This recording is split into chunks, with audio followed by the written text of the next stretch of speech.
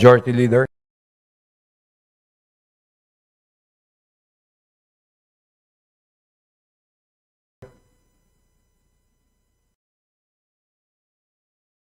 Considering the copies of Journal Number 12, dated September 8, 2025, we already distributed to the members. I move to dispense with the reading thereof and subsequently to approve the said journal. So move, Mr. Speaker. Is there any objection? The Chair hears none. The motion is approved. The reading of the said journal is dispensed with, and the Journal Number 12, dated September 8, 2025, is hereby approved. Majority Leader.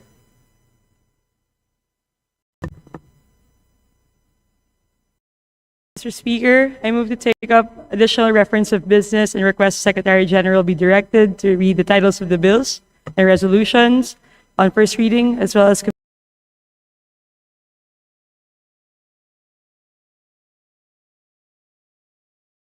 communications and committee reports. The Additional reference of business bills on first reading. House Bill 4372 to define non-payment of toll fees as a traffic violation by Representative Nasal. to the Committee on Transportation. House Bill 4373 creating the Code Commission of the Philippines by Representatives Rodriguez Rufus and Rodriguez Maximo. To the Committee on Revision of Laws. House Bill 4374 amending the Act revising the Penal Code and other penal laws. Representatives Rodriguez Rufus and Rodriguez Maximo. To the Committee on Revision of Laws. House Bill 4375 mandating the Philippine Postal Corporation to adopt Rodriguez Rufus and Rodriguez Maximo. To the Committee on Justice. House Bill 4377 modernizing the Parole and Probation Administration by Representatives Rodriguez Rufus and Rodriguez Maximo. To the Committee on Justice. House Bill 4378 providing for the revised Labor Code of the Philippines by Representatives Rodriguez Rufus and Rodriguez Maximo. To the Committee on Labor and Employment. House Bill 4379 strengthening the Philippine Crop Insurance Corporation by Representatives Rodriguez Rufus and Rodriguez Maximo. To the Committee on Agriculture and Food. House Bill 4380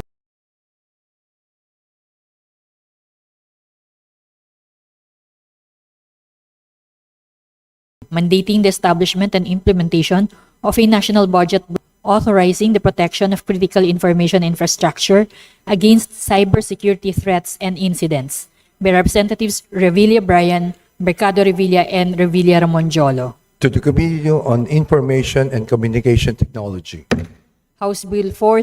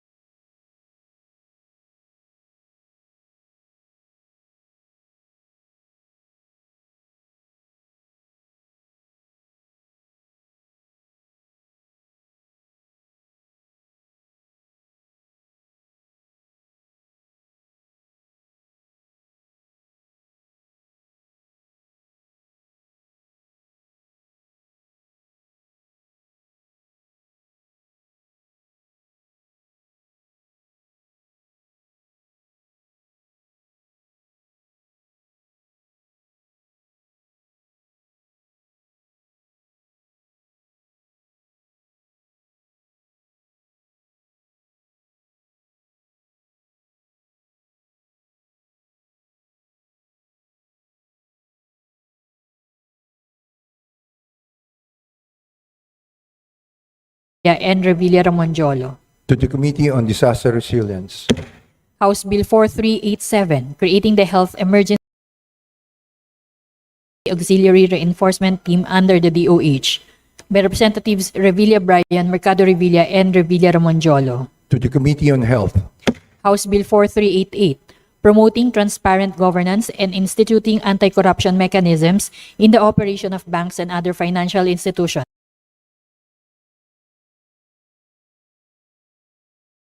On Banks and Financial Intermediaries. House Bill 4389 mandating the public telecommunications entities and internet service providers to institute a refund mechanism for service outages and disruptions by Representatives Revilla Bryan, Mercado Revilla, and Revilla Ramonjolo. to the Committee on Information and Communications Technology, House Bill 4390, providing for cheaper and more accessible internet for all by Representatives Revilla Bryan, Mercado Revilla, and Revilla Ramonjolo. to the Committee on Information and Communications Technology, House Bill 4391, converting the Salvacion Opus Iniguez Memorial Provincial Hospital as the Southern Leyte Medical Center under the DOH by Representative Mercado. to the Committee on Health, House Bill 4392, establishing the Classroom Acceleration Program by Representative Loria. to the Committee on Basic Education and Culture, House Bill 4393, declaring the Cagsawa Ruins located in Daraga, Albay a National Heritage Park by Representative Loria. to the Committee on Basic Education and Culture, House Bill 4394, declaring February 1 of every year a special non-working holiday in Daraga, Albay to be known as the Cagsawa Festival by Representative Loria. to the Committee on Local Government, House Bill 4395, declaring the 13th day of August of every year a special non-working holiday in Norzagaray, Bulacan in celebration of the Kasay Festival by Representative Plato. to the Committee on Local Government, House Bill 4396, establishing a legal scholarship and return service program for deserving students by Representative Plato. to the Committee on Higher and Technical Education, House Bill 4397, increasing the bed capacity of the Norzagaray Municipal Hospital in Norzagaray, Bulacan from 25 to 50 beds by Representative Plato. to the Committee on Health, House Bill 4398, granting universal social pension to senior citizens by Representative Plato. to the Committee on Senior Citizens, House Bill 4399, declaring October 24 of every year a special working holiday in Angat, Bulacan in celebration of its founding anniversary to be known as Araw ng Angat by Representative Plato. to the Committee on Local Government, House Bill 4400, establishing the Philippine Science High School Cotabato Province Campus in Carmen, Cotabato Province by Representative Santos Maria Alana Samantha. to the Committee on Science and Technology, House Bill 4401, granting Philippine citizenship to Benny Francois Boatwright III by Representative D. Faustino Michael Carlos. to the Committee on Justice, House Bill 4402, further amending the Philippine Teachers Professionalization Act of 1994 by Representative Roque. to the Committee on Civil Service and Professional Regulation, House Bill 4403, creating the Department of Fisheries and Aquatic Resources by Representative Salceda. to the Committee on Aquaculture and Fisheries Resources, and the Committee on Government Reorganization, House Bill 4404, promoting the entry and growth of strategic investments in the country by Representative Salceda. to the Committee on Trade and Industry, House Bill 4405, establishing a national framework for the reduction of food loss and food waste to improve food security by Representative Salceda. to the Special Committee on Food Security, House Bill 4406, expanding the services of the Philippine Crop Insurance Corporation and encouraging private sector participation in agricultural insurance by Representative Salceda. to the Committee on Agriculture and Food, House Bill 4407, promoting household-level food production to strengthen food security by Representative Salceda.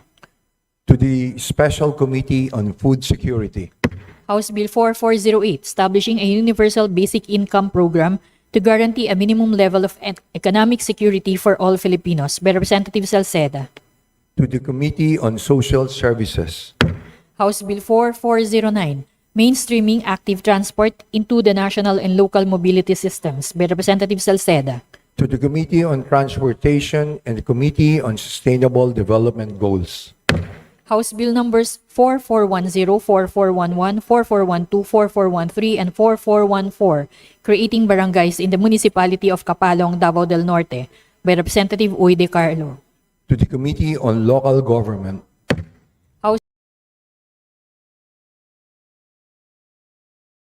Bill 4415, converting the municipality of Malay in the province. House Bill 4416, regulating the operation of motorcycles for hire by Representative Gutierrez.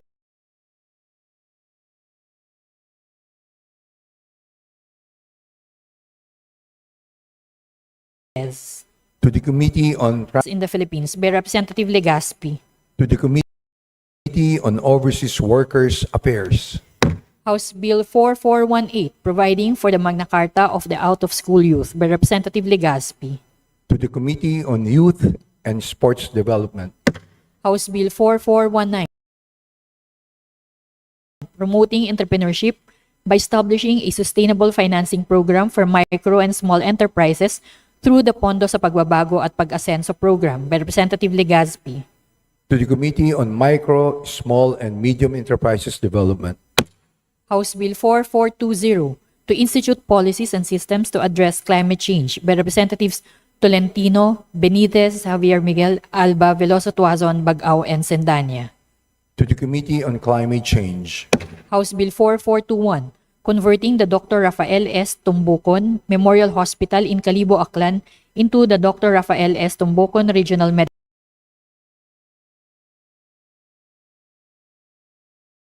Center by Representatives Tulfo Ralph Wendell and Tulfo Jocelyn. to the Committee on Overseas Workers Affairs, House Bill 4423, creating a Philippine Transportation Safety Board by Representative Poe. to the Committee on Transportation, House Bill 4424, allowing the regulating the use of motorcycles as PUVs by Representative Poe. to the Committee on Transportation, House Bill 4425, professionalizing paralegal practice in the Philippines by Representative Poe. to the Committee on Civil Service and Professional Regulation, House Bill 4426, providing alternative modes of voting for persons in vulnerable situations to exercise their right of suffrage by Representative Poe. to the Committee on Suffrage and Electoral Reforms, House Bill 4427, strengthening and rationalizing the regulatory capacity of the Bureau of Quarantine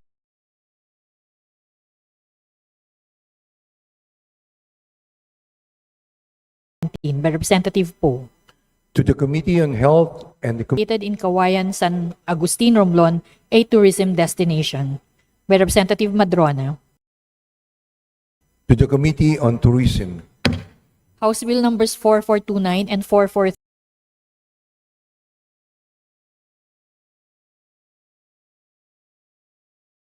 4430, declaring the ruins of Cota La Fuerza de Gintigian. House Bill number 4431, amending sections 24, 32, 33, 34, and 109 of the National Internal Revenue Code of 1997 by Representative Bautista Johan Monich. to the Committee on Ways and Means, House Bill 4432, strengthening the rights and benefits for parental child care by Representative Bautista Johan Monich. to the Committee on Welfare of Children, House Bill 4433, providing social protection, employment transition, skills development programs, and regulatory measures for workers affected by the rapid advancement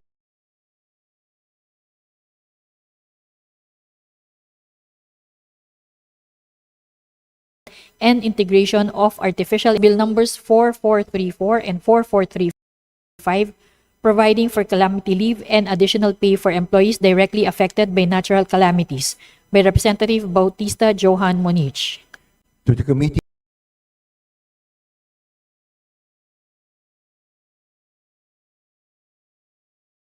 on Labor and Employment and the Committee on Civil Service and Representative Bautista Johan Monich. to the Committee on Labor and Employment, House Bill 4437, defining the coverage of service charges by Representative Bautista Johan Monich. to the Committee on Labor and Employment, House Bill 4438, developing and expanding the Philippine shipbuilding and ship repair, boat building, and ship recycling industries by Representative Bautista Johan Monich. to the Committee on Trade and Industry, House Bill number 4439, granting survivorship and all other additional benefits in parity with their counterparts in the judiciary in favor of the chairperson, commissioners, and labor arbiters of the NLRC by Representative Johan Monich. to the Committee on Labor and Employment, House Bill 4440, urging the comprehensive planning, development, and export promotion of the Philippine mango by Representative Barba. to the Committee on Agriculture and Food, House Bill 4441, requiring employers in the private sector to pay 14th month pay by Representative Abante.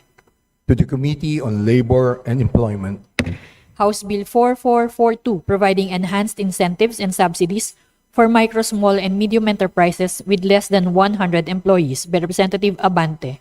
to the Committee on Micro, Small, and Medium Enterprise Development, Resolutions. House Resolution 236, congratulating Legit Status Hip Hop Dance Team for their historic back-to-back victories at the World Hip Hop Dance Championship held in Phoenix, Arizona, USA, by Representatives Rodriguez Rufus and Rodriguez Maximo. to the Committee on Youth and Sports Development, House Resolution 237, congratulating Dr. Ray Ann Talatala for his exceptional contributions to the field of perioperative nursing and in the global Filipino nursing community, as well as for becoming the first Filipino nurse from New York State to be honored as a Fellow of the Association of Perioperative Registered Nurses by Representatives Rodriguez Rufus and Rodriguez Maximo. to the Committee on Health, House Resolution 238, commending and congratulating Alexandra Alex M. Iala for her historic victory at the Guadalajara 125 Open, making her the first Filipino to win a Women's Tennis Association title by Representatives Yap Eric and Yap Edvic. to the Committee on Youth and Sports Development, House Resolution 239, congratulating Alex Iala for her historic triumphs in 2025, including her victory at the WTA Guadalajara 125 Open and celebrating her as a trailblazer for Filipino tennis by Representative Kari. to the Committee on Youth and Sports Development, House Resolution 240, congratulating Filipina tennis phenom Alexandra Iala for her triumphant win at the Guadalajara WTA title in Grandstand Caliente, Mexico, by Representative Plato. to the Committee on Youth and Sports Development, House Resolution 241, commending Alex Iala for her impressive and historic feat in the sports of tennis and for the honor and pride she has brought to the country, by Representative Suwan. to the Committee on Youth and Sports Development, House Resolution 242, congratulating Alex Iala for triumphantly bagging the 2025 Guadalajara 125 title championship, by Representative Salvacion. to the Committee on Youth and Sports Development, House Resolution 243, congratulating Geraldine Rodriguez for clinching the gold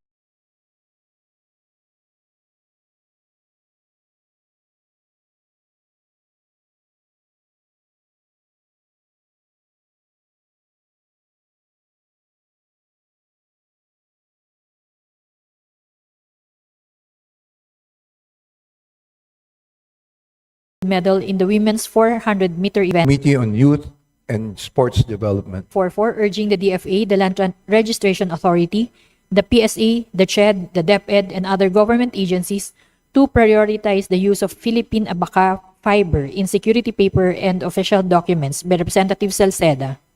to the Committee on Agriculture and Food, House Resolution 245, congratulating the student representatives from the province of Albay for their outstanding performance in the Hong Kong International Mathematical Olympiad 2025 final round, by Representative Salceda. to the Committee on Basic Education and Culture, House Resolution 246, commending Grandmaster Janelle May Freina, a proud daughter of Albay, for her historic victory as Ladies Blitz champion at the 31st Abu Dhabi International Chess Festival, by Representative Salceda.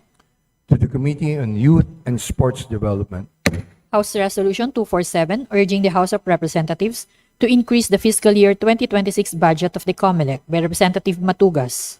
to the Committee on Appropriations, House Resolution 248, congratulating Alexandra Iala for winning as the champion of the WTA during and Sports Development, House Resolution 249, congratulating Alex Iala for winning the women's singles title at the 2025 Guadalajara 125 Open, by Representative Alano.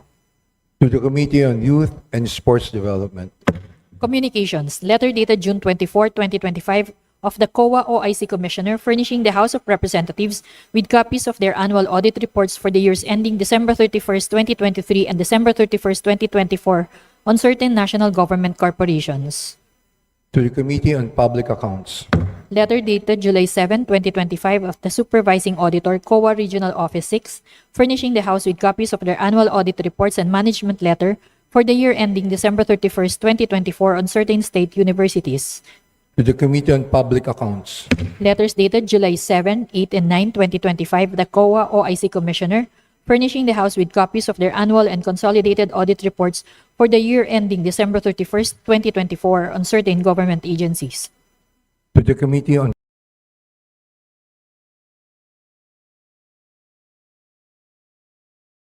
Public Accounts. Letters dated July 16 and year ending December 31st, 2024 on certain government agent. To the Committee on Public Accounts. Letter dated July 17, 2025 of the Regional Director, COA Cordillera Administrative Region, furnishing the House with copies of their annual audit reports for the year ending December 31st, 2024 on certain state universities and colleges. To the Committee on Public Accounts. Letter dated July 21, 2025 of the OIC Assistant Regional Director, COA Regional Office 13, submitting to the House copies of their annual audit reports and management letter on certain water districts. To the Committee on Public Accounts. Letter dated July 29, 2025 of the OIC Supervising Auditor, COA Regional Office 6, furnishing the House with copies of their annual and biennium audit reports and management letter on certain water districts. To the Committee on Public Accounts. Letter dated July 31, 2025 of the Supervising Auditor, COA Regional Office 6, furnishing the House with copies of their annual and biennium audit reports and management letter on certain water districts and agency. To the Committee on Public Accounts. Financial audit reports and management letter transmitted to the House by the Regional Director, COA Regional Office 3, for the year ending December 31st, 2024 on certain water districts. To the Committee on Public Accounts. Majority Leader.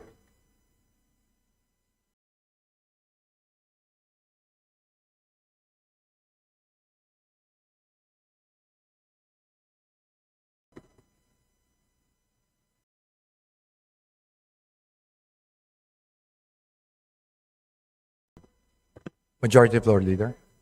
Mr. Speaker, may you request to acknowledge the visitors and guests of Congresswoman Bernadette Det Escudero,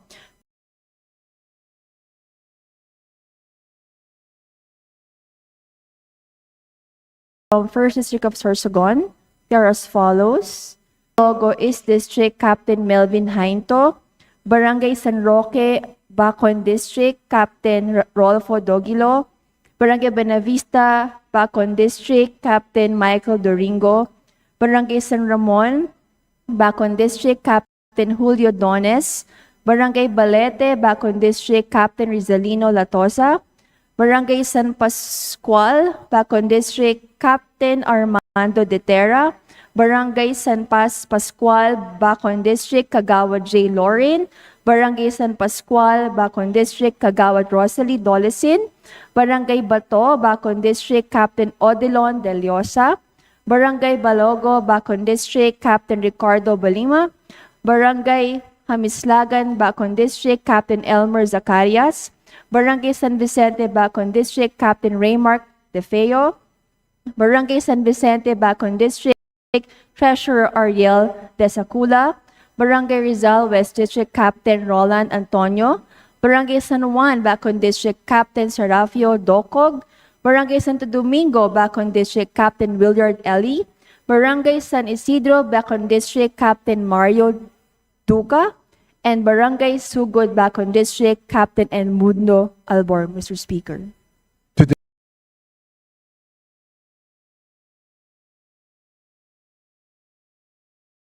Guests of the Honorable Bernadette Det Escudero, welcome to the House of Leader. Mr. Speaker, I'd like to recognize and welcome the guests of Representatives Yeda Marie Romualdez of Tingog Party List and the Honorable Dale Corvera of Lone District of Agusan del Norte, the mayors and local officials of the province of Agusan del Norte, Vice Mayor Zenail Dalim and Mr. Ramonito Maestrado, Mayor Judy Amante, Mayor Ramon Calo,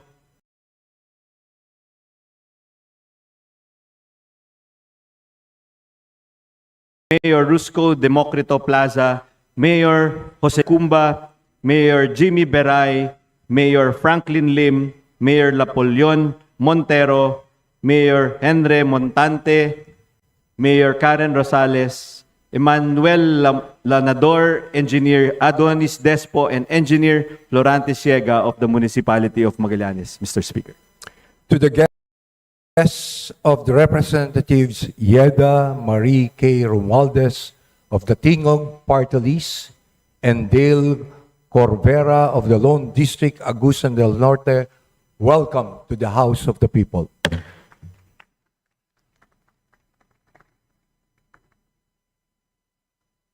Majority Leader. Mr. Speaker, we would like to recognize the guests of Congresswoman Johan Monique Bautista of Trabajo Party List. They are Councilor Edson Paul Flores from the Municipality of Claveria, Province of Cagayan, and Attorney Ethel Jillian Flores Domingo. To the guests of the Honorable Joan Monique Bautista of the Trabajo Party List Representative, welcome to the House of Representatives.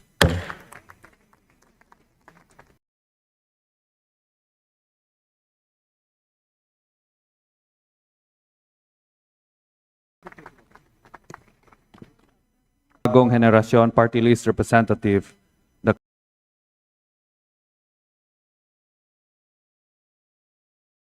Councilors of General E. Aguinaldo Cavite, Honorable Attorney Fe Editha Oronico, Honorable Darwin Quiacos, Honorable Neftali Cernat, Honorable Jason Lopez, Honorable Joseph Lopez, Henrik Dave Manarang, and the Barangay Rojas Solo Parents with Chairwoman Teresa Lopez, President Rachel Melody Arsenal, Vice President Arceli Tuason, Secretary Melanie Alva, Assistant Secretary Irish Figuracion, Treasurer Christine de la Cruz Sapo, Assistant Treasurer Marilu Cabuay, Auditor Florante Cornell, PRO Angelita Castillo, Sergeant at Arms Frank Julio Cesar, Business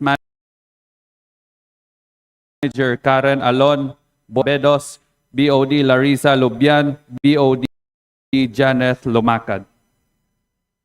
To the guests of the Honorable Robert Nasal of the Bagong Henerasyon Party List, welcome to the House of the People.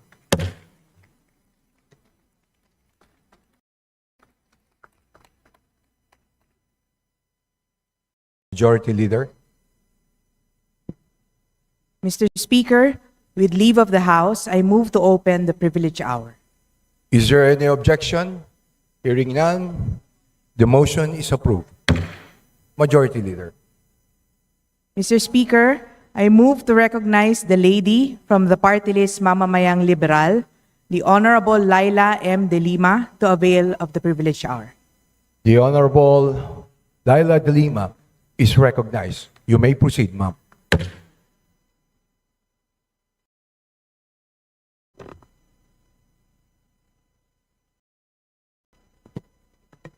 Thank you, Mr. Speaker.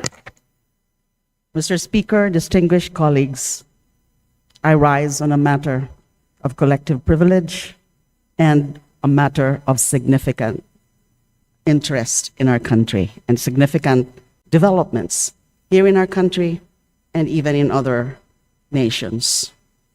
Today, the Philippines received a warning we cannot ignore. South Korea has halted a 28.7 billion loan to our country, citing the risk of corruption. For decades, Korea has been one of our most trusted partners. For them to hesitate now should alarm us all.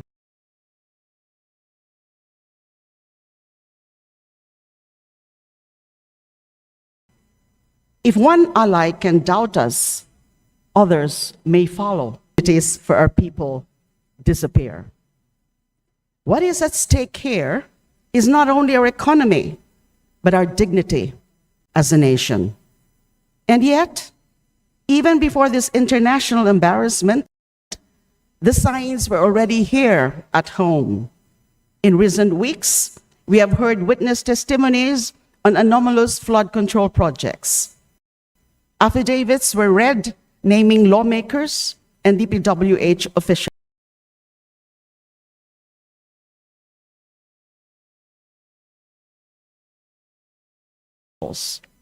Photographs of bulto-bultong resource persons dance around the truth, choosing silence or half answers in the presence of the very officials they fear. We all saw in yesterday's hearing of the Infracom how one of the witnesses there, resource persons, Mr. Diskaya, was behaving evasive attitude. This is the problem of conflict of interest. Paano maglalakas loob ang isang whistleblower kung ang taong kanyang isasangkot ay siyang nakaupo sa mesa ng investigasyon? How can the public believe in inquiries where those implicated act as investigators? The spectacle may continue, but the people see through it. They know when accountability is being delayed, diluted, or derailed. Meanwhile, our fellow Filipinos suffer. Every peso lost to corruption is a family left in flood waters, a child missing school in an evacuation center, a worker stranded by impassable roads. The flood does not only rise from the rivers, it rises from the corruption that robs our people of safety and dignity. And now, our allies are beginning to doubt us. South Korea has already stepped back. If one country can act this way, what stops others from following? What will happen when partners and investors start closing their doors, not because we lack talent or resources, but because they do no longer trust our governance and our institutions? Mr. Speaker, if this does not ring alarms, rhetoric and theatrics will not restore trust. What this moment demands is urgent, decisive reform. Action that can convince not only our partners abroad, but also our people at home that corruption will no longer be tolerated. Hihintayin pa ba nating mangyari sa atin ang mga nagaganap ngayon sa Indonesia at Nepal, kung saan sinusunog na ang mga bahay at mga opisina ng mga government officials? Ngayon lamang lumabas ang balita na kasamang nasunog at namatay sa loob ng kanyang bahay ang nag-resign na Prime Minister ng Nepal.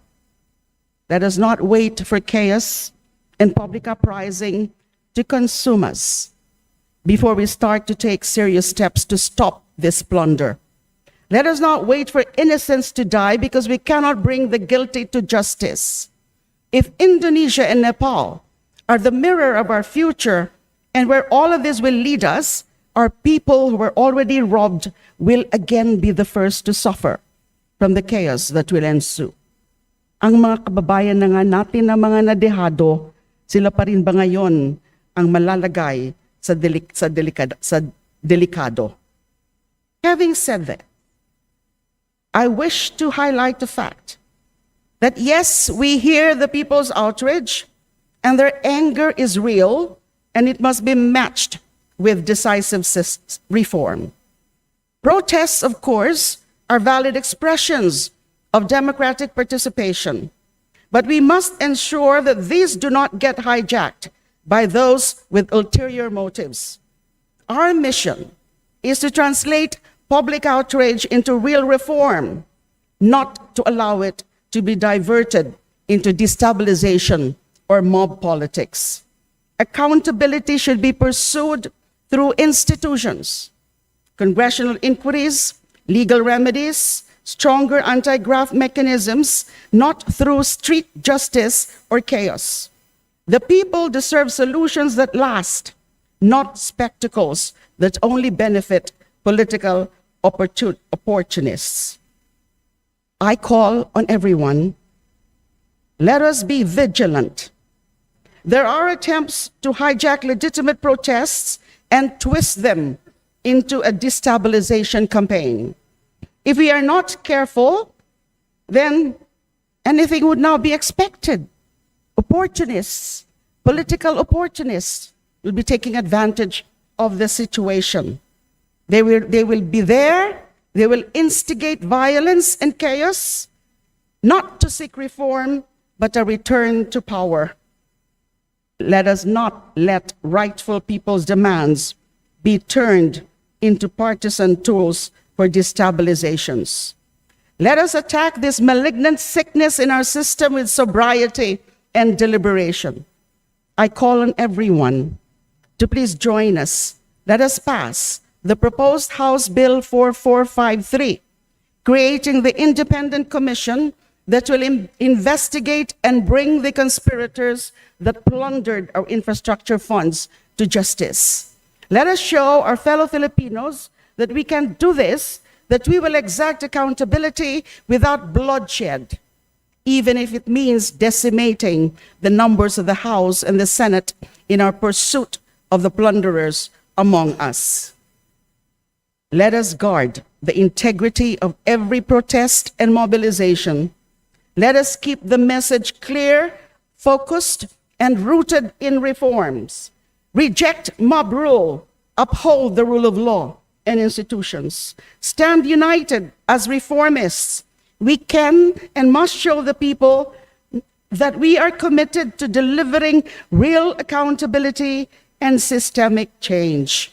Let us channel public outrage, the clear public outrage, into concrete reforms that protect democracy and deliver justice. Accountability, not anarchy. Reform, not restoration of dubious power holders. The credibility of our government, the strength of our democracy, and the safety of our people all hang in the balance. The world is watching. The time to act is now. Maraming salamat po.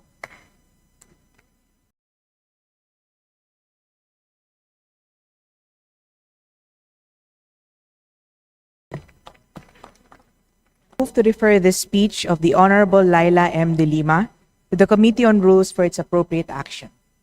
Is there any objection? The chair hears none. The motion is approved. The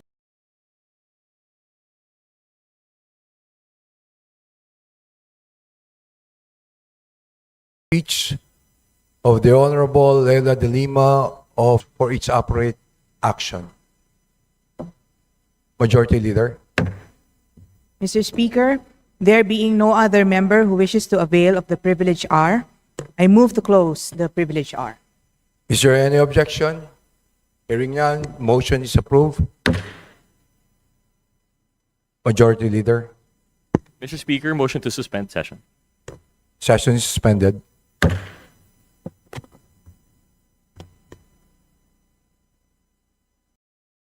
Session resume.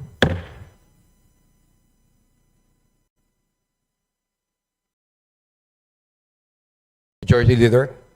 Mr. Speaker, on the part of the majority, I move to nominate and elect to the Committee on Aquaculture and Fisheries Resources as member Munir R. Arbison Jr., the Committee on Civil Service and Professional Regulation as members Jonathan Keith Flores, Irene Labad-Labad, Keith Mike Atan, Ryan Recto, to the Committee on Constitutional Amendments as members Ramon Gutierrez and Johan Bautista, to the Committee on Dangerous Drugs as member Girly Veloso, and to the Committee on Disaster Resilience as member Girly Veloso, to the Committee on Ecology as members Rochelle Singson, Maria Cristina Glepa, to the Committee on Energy Keith Flores,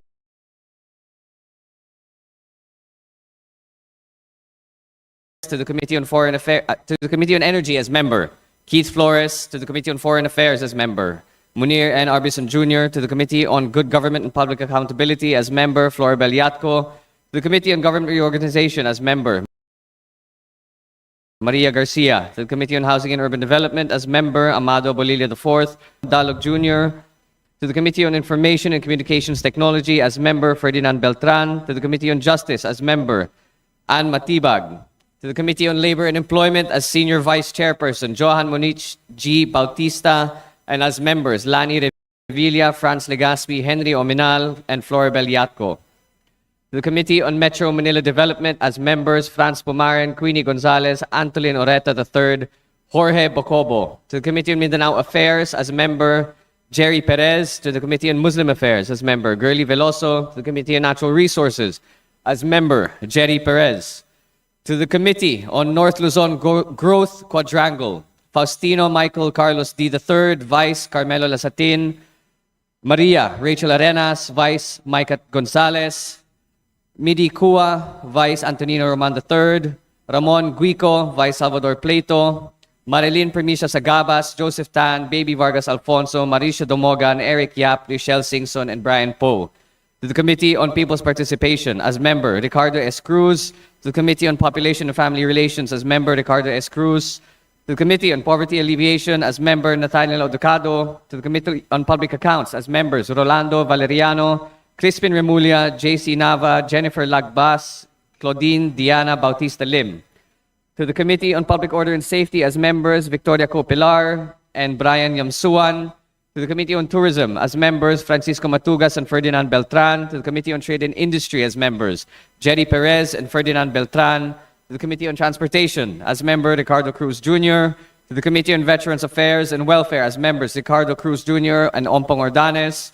To the Committee on Welfare of Children as member Ayman Tan. To the Committee on Youth and Sports Development, Girly Veloso. To the Special Committee on West Philippine Sea, Floribel Yatco. To the Special Committee on Bicol Affairs and Economic Development, Wilton Co, Rosemary Panotes, Arnie Fuentabella, Maria Escudero, Wowo Fortes, Hori Horibata, Miguel Luis Villafuerte, Luigi Villafuerte, Ramon Rodrigo Gutierrez. And to the Special Committee on Persons with Disabilities, Jerry Perez, Ricardo Jr., and Milagros Aquino Magsaysay. I so move, Mr. Speaker. Is there any objection? Hearing none, motion is approved. Majority Leader, Mr. Speaker, I move to suspend session. session suspended.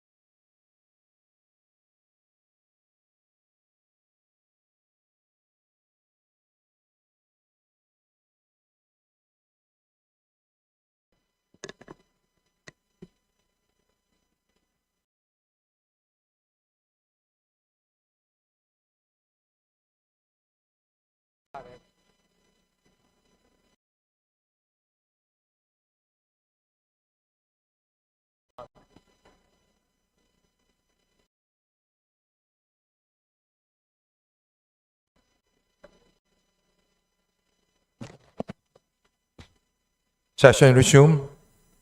Majority Leader. Mr. Speaker, we would like to welcome and recognize the visitors of Representative Felimon Espares of the Co-op NATCO party list from Southern Negros Agri-Fisheries Multipurpose Cooperative and Philippine Federation of Credit Cooperative Visayas, namely Elaine May Aranton, Krista Quintao, Gilbert Sedigo, Luella Amis, Mai Fanway, Amis, Danica Hainar, Taimak Eparwa, Jonale Uy, Jonathan Haos, Maria Pamela Makatigib, and Kimberly Quintao, and from the Cooperative Development Authority, Angelo Bugarin, Analiza Sulpot, and Divine Hyacinth Elcano. Speaker. To the guests of the Honorable Felimon Espares of the Co-op NAPCO party list, welcome to the House of the People.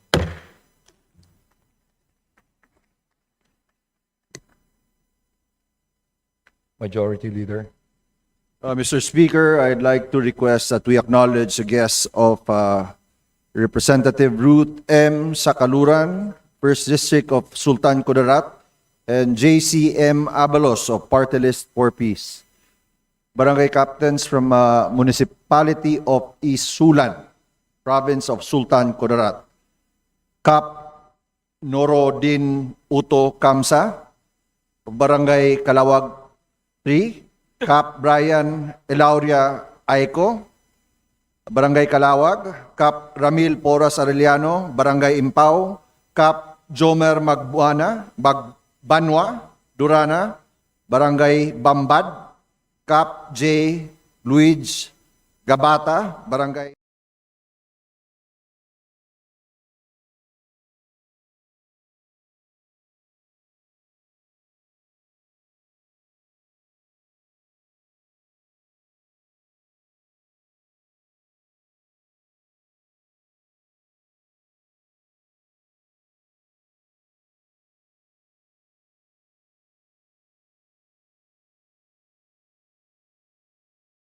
Galmak Almada, Barangay Bual.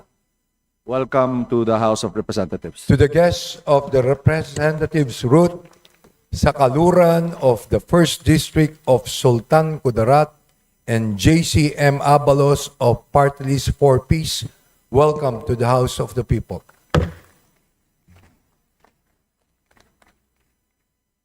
Majority Leader. Mr. Speaker, may we request to recognize the guests of our distinguished colleague from Ako Bicol Party List, the Honorable Alfredo Pido Garbin, Board Member Milagros Bal, Punong Barangay Maria Cristina Ahero, Punong Barangay Anabel Chope, Punong Barangay Julia Agaw, Punong Barangay Nino Behuega, Punong Barangay Lorena Vargas, Punong Barangay Mariano Oriel Madela, and SK Chairman Aljon Alvarado, Mr. Speaker. To the guests of the Honorable Alfredo Garbin Jr. of the Ako Bicol Party List, welcome to the House of the People.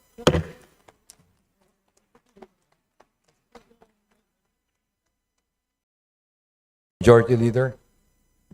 Mr. Speaker, we would like to acknowledge the guests of Honorable Janice V. Degamo representative of the 3rd District of Negros Oriental, municipal councilors, barangay captains, and barangay kagawads from Santa Catalina, Negros Oriental.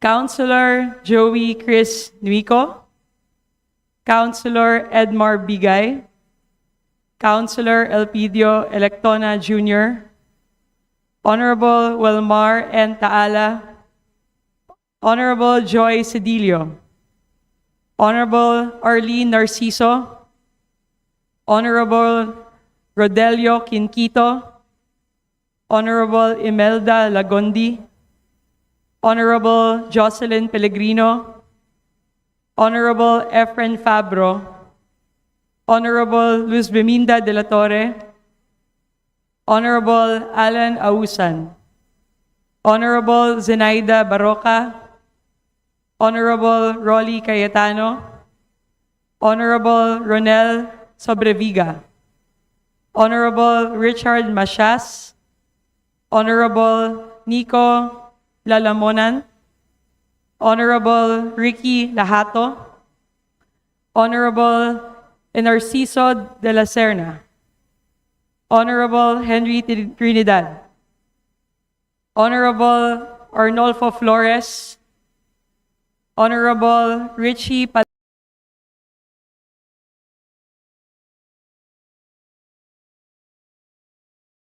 Palabate, Honorable John Tubong Banwa, Honorable Lilian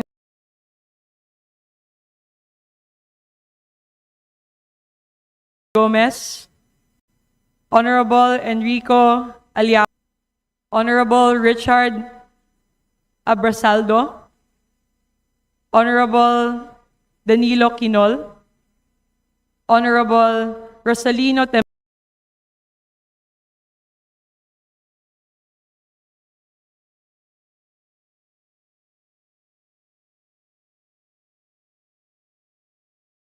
Templado, Honorable Jeffrey Nike, To the guests of the Honorable Janice Degamo, welcome to the House of Representatives.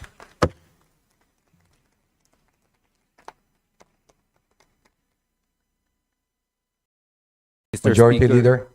Mr. Speaker, we'd also like to recognize the guests of Representative Linabel Ruth Villarica of the 4th District of Bulacan, members of the Sangguniang Bayan of the Municipality of Obando, 4th Congressional District of Bulacan, Vice Mayor Ruel Rillera, Councilor Lawrence Banag, SB Secretary Joven Marcelino, SB Officer Bea Ramos, SB Officer J.C. Solomon, and ABC President Benedicto Santa Ana.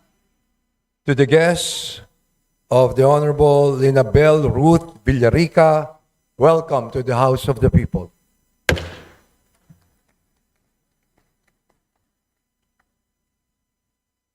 Majority Leader. Mr. Speaker, we'd also like to recognize my personal guest from the municipality of Maribojoc, Councilor Butch Brian Briones, and Punong Barangay Sonny Candole. To the guests of the Honorable John Giselle Babayap of the 1st District of Bohol, welcome to the House of the People. Majority Leader.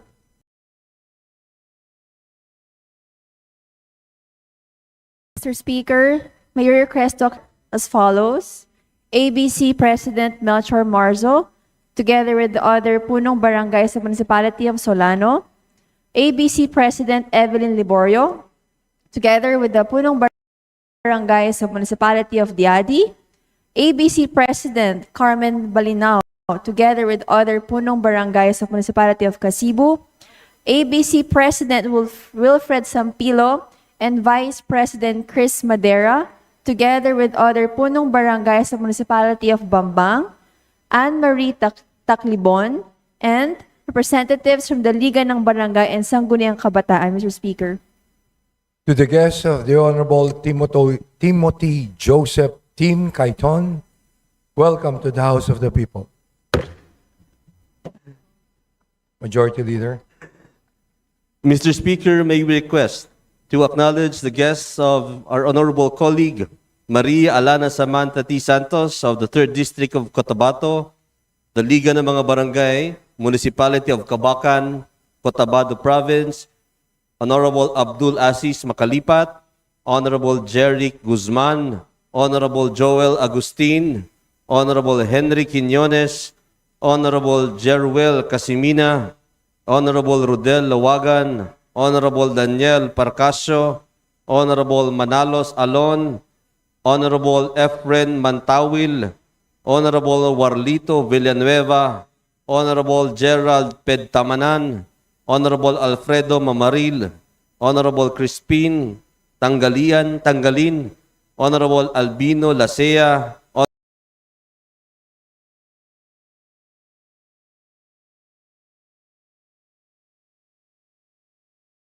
Honorable Datuali Andula, Miss Melody Lozano, and Mr. Dan. T. Santos, welcome to the House of the People. Majority Leader. Mr. Speaker, may we acknowledge the guests of our colleague, the Honorable Bella Vanessa Swansing. Following guests we have here today from the students and faculty members of the School of the Holy Spirit of Quezon City. Taliedo, Maria Regina Q. Anasco, Catherine Noel Barcelona, Chantal Sofia Bartolome, Rian Kiel Bello, Caitlin Rain Briones, Hannah Gabriel Castillo, Ivana Marie Crisostomo, Maria Lourdes de los Reyes, Stephanie Chelsea Dictado, Maria Daniela Nicole Dionaldo, Isabella Margaret Gascon, Aliza Marie Gabriel Jeronimo, Miyaka Rizel Gracia, Erin Ice Jose, Zyril Jane Liban, Ayla Margot Ludovice, Ingrid Dilana Mercado, Heather Caitlin Nuestro, Adeline Christine Sara Olivo, Madeline Angela Payuno, Leah Samantha Marie Polido, Gracia Leana Romero, Angelica Yasmin Roque, Ravneet Sekhon, Maharani Shanti Singh, Mafe Isabel Ubatay, Eliana Ray Ventura, Dylan Gabriel Viterbo. The guests of the Honorable Belia Vanessa B. Swansing, welcome to the House of Representatives. Majority Leader. Mr. Speaker, there being no other matters to be discussed today, I move to adjourn session until September 15 on Monday at 3 o'clock in the afternoon. Session is adjourned until 3 p.m. Monday, September 15, 2025. Session is adjourned.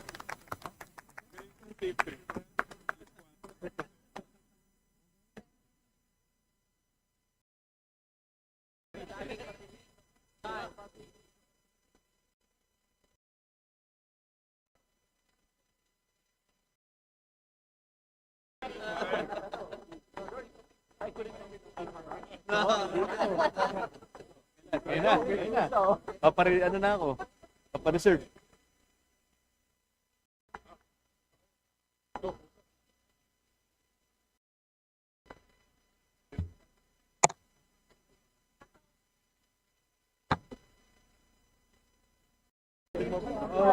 Okay. Got it.